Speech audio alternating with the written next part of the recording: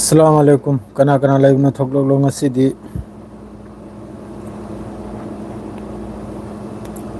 kharsang na wari sili na si mayam ga message su pa na si kari karno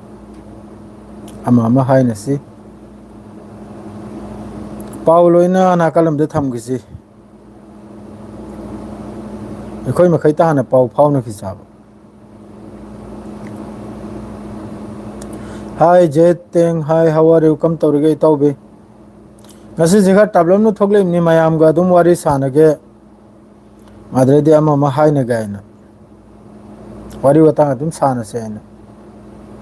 Thank you, Jeteng, thank you very much.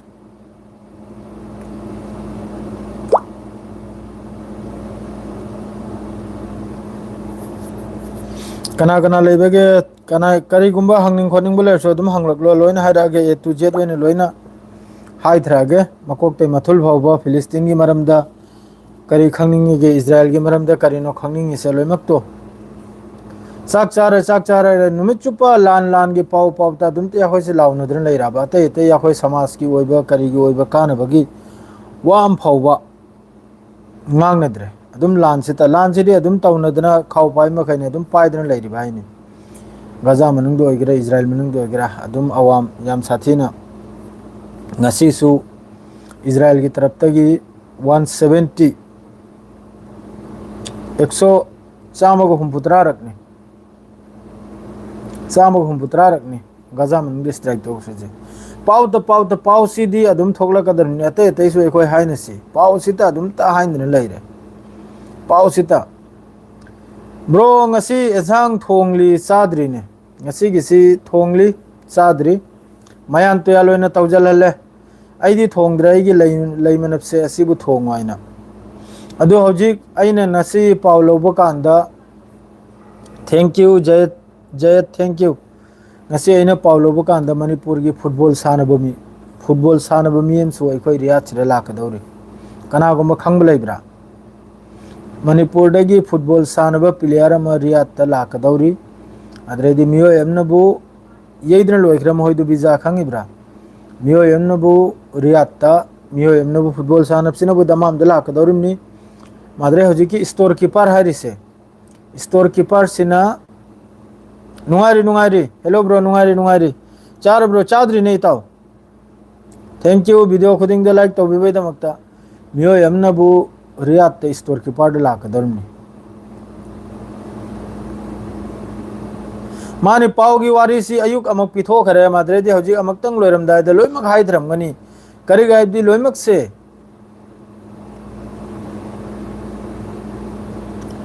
Iran Gisu Adum Mai Thopa Adum Taunari Adum Yangu Lan Hari do Lan do Taunregani Pau do Pirakadar do Nakalenoi Nakal Animak Chapman and the Thing Rega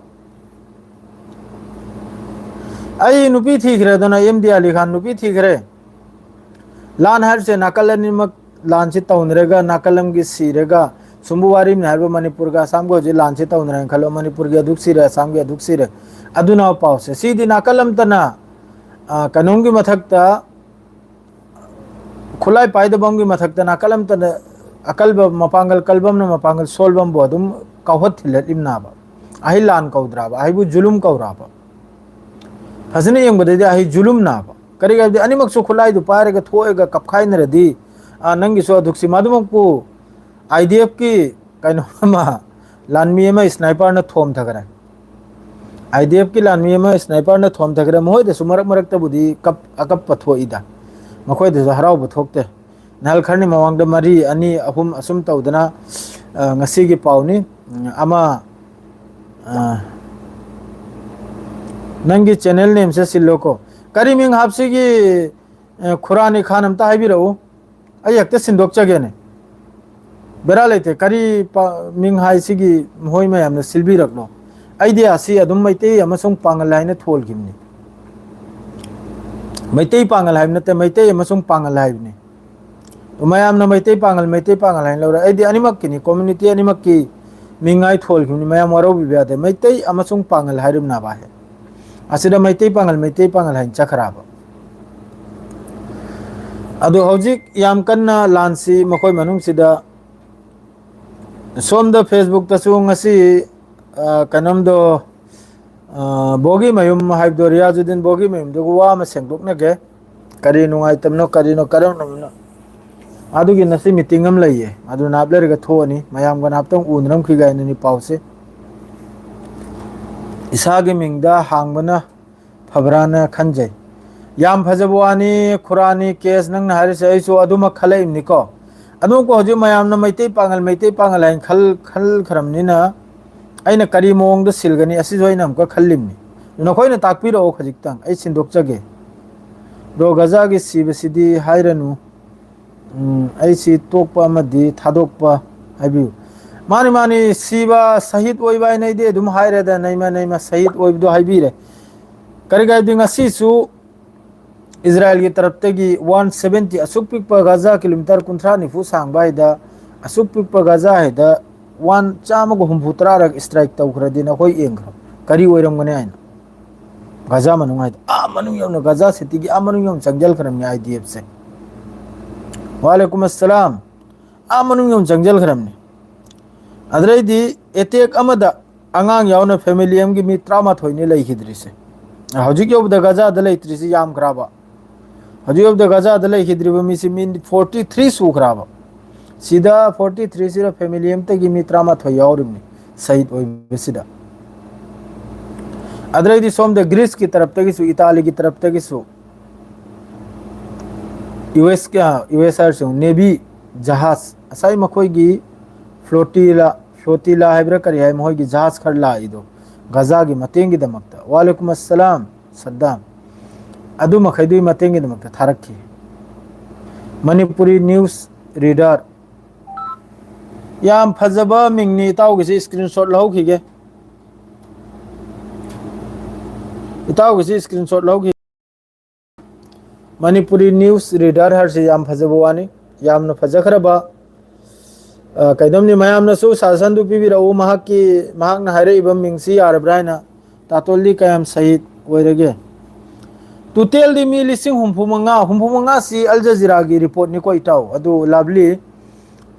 लाभली से नुपी ओइरबिरा कनो खंगद्रा मी लिसिंग हुमफुमंगा सिदा सी अल जजीरा की report नि यामना साथीनि हेलमगनी कम से कम 70-80,000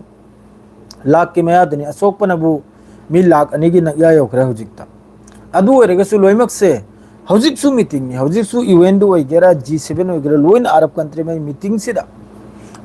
चलेगा मोय खंगिए free दे चा थकपा फंगी फ्री दे गाहुआ थकपा फंगी फ्री दे इसिंग फंगी फ्री दे चानिंगाय फंगी आसु मोय खंगराबा अरब लाइर मखैसे अदुना मीटिंग तौबा चलिबा कोइचत मीटिंग सिदना असाइगी अहेला थोइदो चा फंगिदो अदुगी सिदा लैरबे निंथौना फाव हाइरअमनी कागज पत्रो द थबुक सुदना लैगनु एक्शन तौबिरो आइना मणिपुर की चीफ मिनिस्टर ना हाइबदो एक्शनिंग बिउ हाइबदो अदुम हाइबा हौराबा अदो हौजी यामना आइना थोगलेसिनु हराउबो पाव हाइबो मणिपुर की फुटबॉलर अमसु दमामदा थोंगगदौरे इंशाअल्लाह आइना हाइख्रिमनी सोयदमकी उनब चकनी एयरपोर्ट मोहबुदी सोयदमकी कंपनी गुंबदे लाइबोरमनी क्लब गुंबदे मखोय लौब लाकनाबा लौब लासु उनबुदी चक्काइन खलिमनी टिकट ओइरगा थारक वाइख्रिमनी को अदु थारक मतुंगदा मखोयदुगा उनगे हजिक फुटबॉलर अम लाइदुसु मणिपुर की यामना senior in सानब मीने I पाउसे in लौरे हजिक अखोयगी तातोलम बुम्बेदे agent लेरदो अदुदै अदु रियाता कनमम सु चक्कदौरि मियमसु मखोय अहुमनि हंदक मणिपुर दै थोगलखरिसे अदु आइना नुमिचु फेसबुक आइदा लावरिमनि वारी वातेम तौरे कानरो कमेंट तौदना नहोय लेरदो कानरो फेसबुक आइदना खर मीसे थोगला याबा हारिमनि यारगदि लाखौनबो खरौनबो होनसि पैसा तालहोनबो होनसै नुमिचु प लावरिमनि अदु पाउसे तलतला हाइजरागा पाउसे मचा फतंग अपडेट पाउसे पीबा हिग्रमनिना पाउसे पिहोद्र सोक्सांग से नुंगाइ तबम पोइने सेंगना हाइबदिन तुम्बग्रा याब नते सेंगना हाइबद पाउसे नोमत पाहोद्रदि सिसु लाइचु बमो ओइख्रे लाइचु बाइबदो चुजल बाइबदो ओइख्रे गजा की मानसिदा 86% गजा स्ट्रिप सिदा 86% मान हरसी अयामबद गजा सिदा लोइमक्ता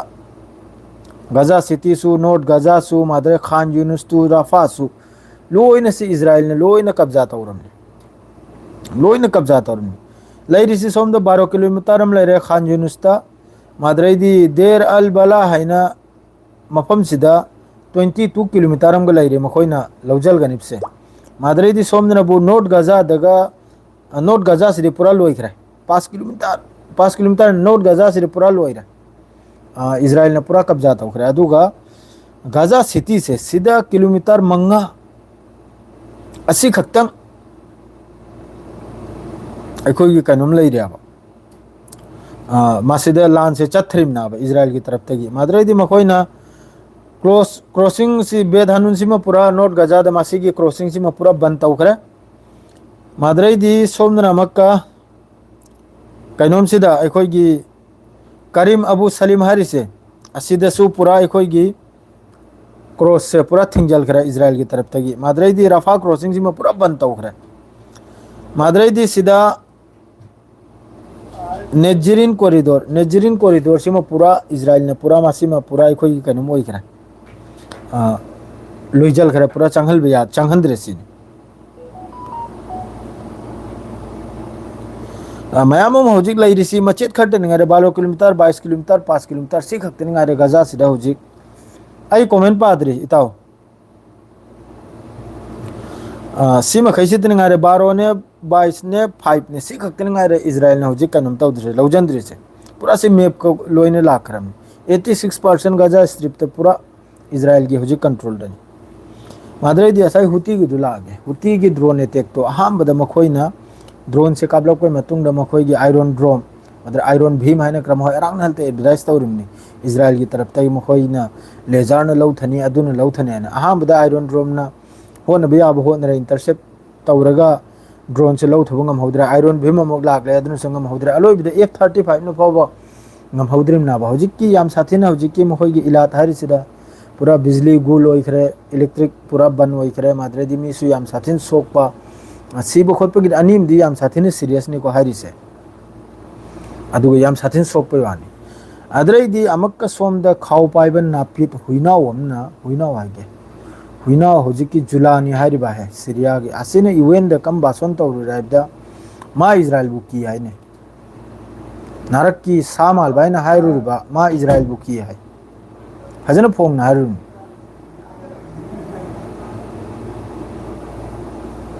मणिपुरी न्यूज़ रीडर है सी यार अदो दे अदो मोने सिंदोगे ngasi mak सिंदोगे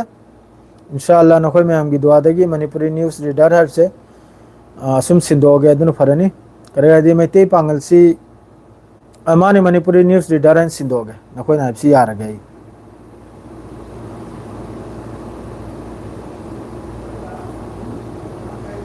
करा सिरातुन हाडू कराइने नंगने तौरिसे कइनो सरान तुरन nganglido yamba kari saran turan nom ta haibiraglo nasifa tombi aiso maktang tarage kari no alal bedu chumthoro abai chumbagi damakte ready na ba kari gumba lal khiba khot khibile de hairo aba aduna trabida adum commenter na na pangtau karan turan tawguno khangedana madre di account pe thogla kani chindagi adi kai den tokini lal adi kari pote lalim no hairoklo dona adi matungda hai ga ba जोलानी बु खाओ पाई भाई दब दे करे आनी माने UN दे करे करे Hiram ने मा इजराइल के नॉर्मलाइज होई निंगी इजराइल ने हेंजली से ngoi ko इजराइल के तौन निंगे अदु किरिम नत्र दे करिनो एखोय जी येंद्र ब्रो पाउ से ताद्र ब्रो ngangi du khangद्र ब्रो इंग्लिश ngangi ने ओ आ हाय ने ई आ ओ ने माने भाषण तो खलमेगा कइनो हरगलो वालेकुम अस्सलाम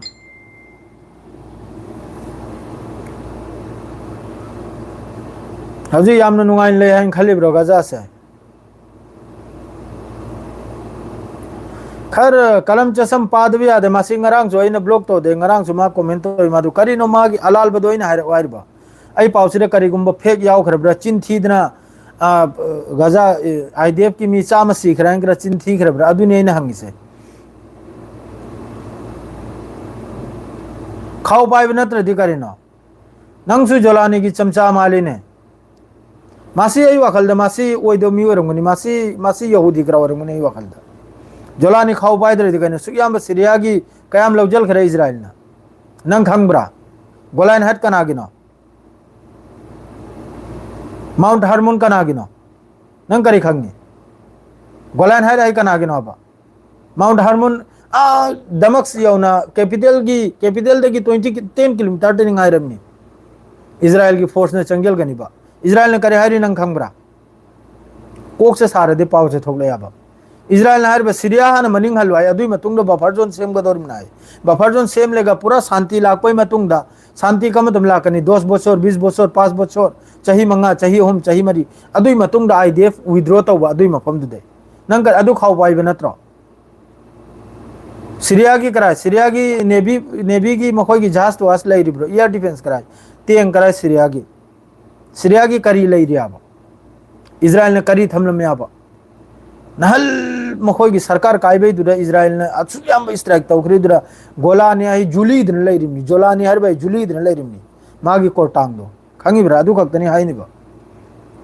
नंग मागी यामना खास ने अइन उरेने कसु खंगदबिदा पेपा तौरकनु चाही अनी सूरमनी अइना गाजा की फॉलो तो लोइन उरमनी कम ब कंट्री ना कयाम मंगुन लई कम ब कंट्री ने करिनो हाइबदो लोइना मफम मकचत्रगसु सिदगी अदुम लोइन उरमनी लोइन हुराम बंगांगतनी लोइन बिजनेस की गाजा की लान लेप्त्री अमन चोंथोरक्तना गाजा सेंबगी हजिकते होन प्रचार हौखरे अदुक बिलियन आइना अदुरो मखोई की इंसाफ से अदुरो तौनु बेकार खंगदबिदने फिलिस्तीन की ओइरिबा है नखोई पाव येंगदे नखोई गोदी मीडिया येंगलेगा फमिमनी अल जजीरा कराक्तो येंगु अयुक की वीडियो मम लाकपनी न्यूज़पेपर तो फॉलो तौजलु अदरा थारइबा वीडियो अदरा उलइबा अंगांग मही सीरिबा मकोक मरु चाइरिबा मंगक ततलिबा मखुत ततलिबा अदु मखैदो येंगु अदुई मतुंगदने नंग तुम्बा यारोइना सादो अदुगसो अखोई मखैना सुयामना कनम तौदन लेरसे दौर चागोर नसीफा चागोर मासी भिखारी नुपीनी मासी भिखारी माली मासी के मान बंदे मनाई कमेंट तौदन लेजनी अचौबा चागोर नुपीनी मान पामिसे इंडिया की चिन थीदना पंगलाव लावदो अदुनी मान पामिसे अदुनी इतावसिंग फिफम यामना चादे लोइमकने कंडेम खक्तने तौरबा रिकॉग्नाइज तौबा मखैना तौखरे फिलिस्तीन स्टेट अदुगा थबक अमफाव चथरक्तरी चे चांगदतनी मखैना रिकॉग्नाइज तौरिसे अदुगा यमन की तरफ तक स्ट्राइक लेपते माद्रैदी अमक्का हुजिकी ईरान की न्यूक्लियर साइट तो अमक्का रिबुल अखोई नौन सेमगत सागतपा यामना कन्ना असिसो जो होनरी मखोई की यूरेनियम इन्वेस्टमेंट वगैरह अमो वगैरह चाक चादरी ताव असिगुमसी याम कन्ना होनरेबा हुजु ईरान की सो अदो ईरान हारी मखोई की हुजिकी मिसाइल कैपेसिटी अमम मिसाइल साब खोटपा माद्रैदी यूरेनियम इन्वेस्टमेंट तौबा सीरसु लेप लोइसिनी असिगिदमक्ता मखोई यामना शहीद ओइगरे मखोई की साइंटिस्ट ओइगरे जनरल ओइगरे अमम ओइगरे लोइना शहीद ओइगरे अदुन मखोई लेपंगम लोइसिनी अदो अतै की मैम पाउनिया यूएन अदु टैक्स लगाई रखपा अता टैक्स लगा अदु अखोई की इंपोर्टेंट नते अखोई की इंपोर्टेंस सी अइना खंगजबदा अइगी इंपोर्टेंस सी करन अदु गजा द लान लेपा गजा द मी सीब लेपा असि खक्तनी असि सीब लेपन मित अइगी पाउ से माइके मम का लौखि दौरिमनी हौजिकते अइना फोकस तौदन चलिसि गजा सिना गजा से करी ओइरी लान से कम तम लेपी इजराइल की करीनो असिनाब इजराइल अमसुंग गाजा यमन असिनाब अइगी हौजिक अतै यूरोप तगी स्टेटमेंट अदु हौजिक सुयाम कंट्री चाम यांखै की मथक्ते रिकॉग्नाइज तौखरे अदु हौजिक मैक्रोन न सोहायरेब फ्रांस की डोनाल्ड ट्रम्प दा वेस्ट बैंक लौजल गाइना खलबा तारदे वेस्ट बैंक से red line Naina red line से ममांग दसु अरब कंट्री मखैना हाइख्रमना वेस्ट बैंक से रेड लाइन नाइना बस अदु खक्तनी अदुई मखाद करिमता लैते अदुई मखाद मखोई करिमता लैते अब्बास खान कराय नंगी कमेंट दो पाहुद्रे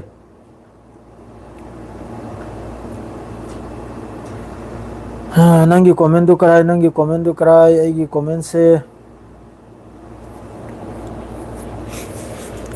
अखोई की अदुम पाव इंडिया रोम की अइना पाव से अदुम पारगा हायरादे अइगी फॉलोअर से यामगनिमनी सेंगना हाइबदा